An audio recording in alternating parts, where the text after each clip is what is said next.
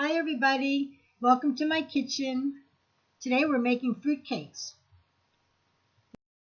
Here's my mom. She's making her fruitcake.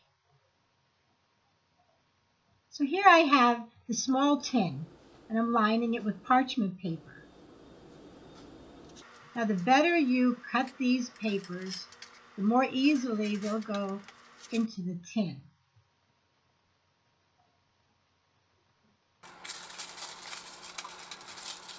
So I'm going to cut from the corner of the paper into just under the corner of the pan.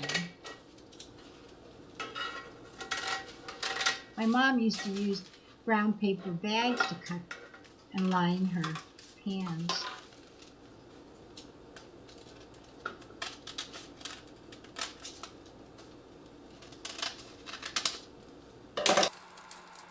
Now I'm folding in the sides just to make it a little more easy to put it in the pans.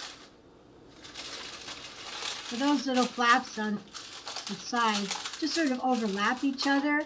And if you cut them really well, literally they'll just go right down into the pan and make their corners. Now I got 8 tins out of this. And please subscribe. Now 325, preheat your oven, and there are your ingredients. I have a cup of butter, and I have 2 cups of sugar, and 6 eggs, and 1 3/4 cups of flour, and 1 teaspoon of baking powder. And Christian Brothers brandy, that's what you really need to use. My mom loved that. And that was 1 cup.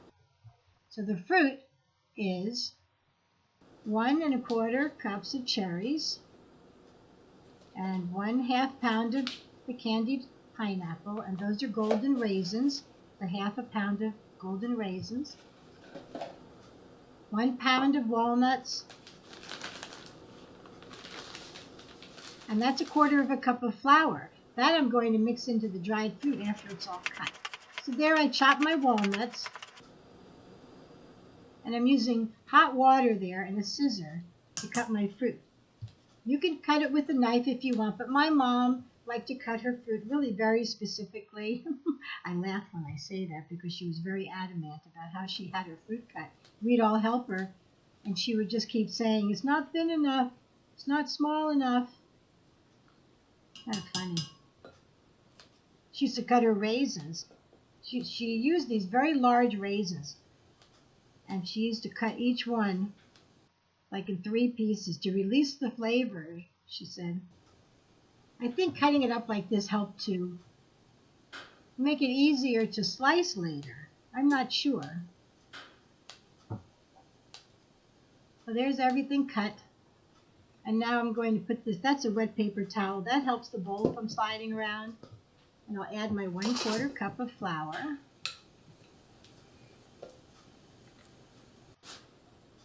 Go ahead and toss that around. And then I add the nuts to that.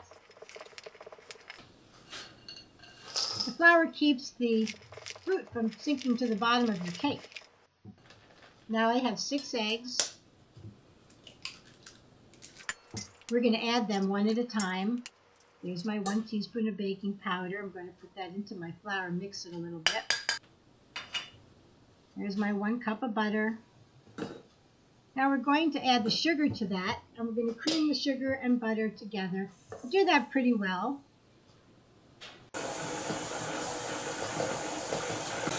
I don't really show you all the mixing, that would take too long.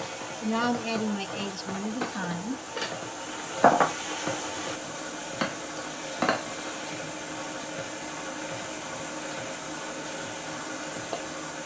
That's my mom's mixer. I've had other mixers, but that really has been the best.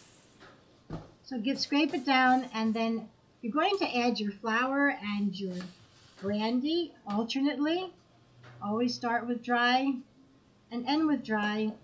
Yes, Mom. I can hear her saying that.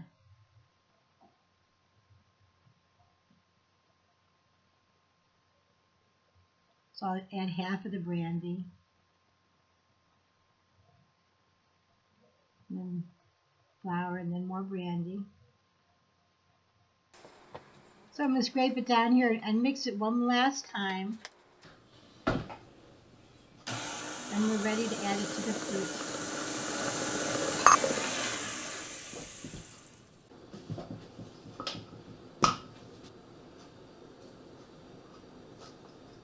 So I'm going to gently just bring that together. Oh, there's my mom. She's bringing hers together.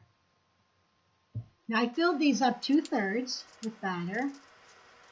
And I ended up with 8 of them, which was really nice. So 325.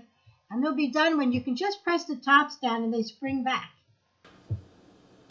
These took almost exactly an hour. I have a brand new oven. I don't know if anybody noticed that. So I'm cooling them down so they're not touching each other. Give them some space. Wait about 10 minutes and you can take the papers off and let them cool down completely. You should wait probably a day or so to slice them. Now my dad used to be very, very adamant about how to cut these. He used a very sharp carving knife and you kept it clean with a hot towel and you let the weight of the knife cut the cake. See how nice that is?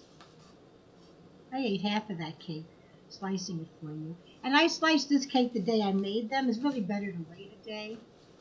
My mom used to wrap them in cheesecloth that was made damp with the brandy to store them in a tin. So I hope you have a wonderful holiday, and I'll see you soon. Visit our channel for a lot more really awesome recipes. Bye!